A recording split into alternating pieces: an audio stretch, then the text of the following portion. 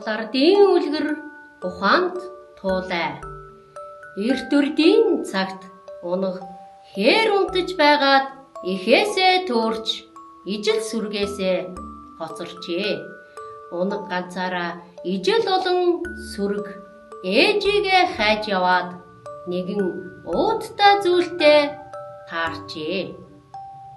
Унах уудтай зүйлийг ихэд сонирхон онгоолгож үзмээр санагдажгин.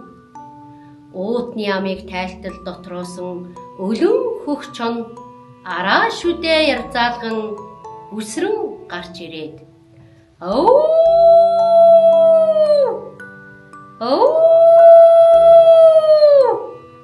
хотоод гэдээ сонхолцож байна гэж ихтэйхэн хурмост тэнгэр үнийг мэдээд хувь хишиг хайрлаж надад амтд зөөлн зоог явуулжээ хэмээн унгыг итгэхээр завдаж гинэ.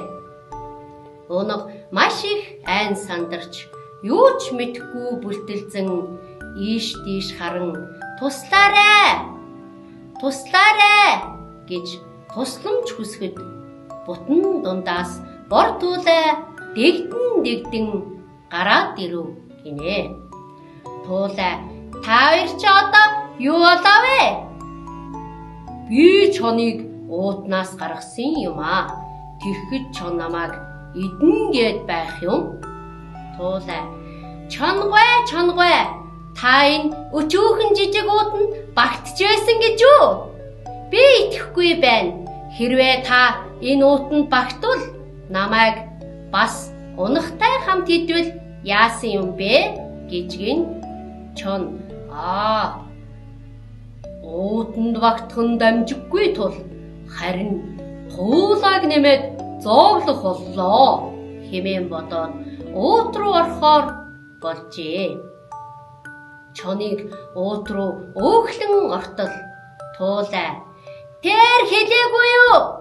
Сүүл нь багтахгүй байна гэхэд чон сүүлээ уутанд хийтэл унаг туулай хоёр уутны амийг боож гинэ.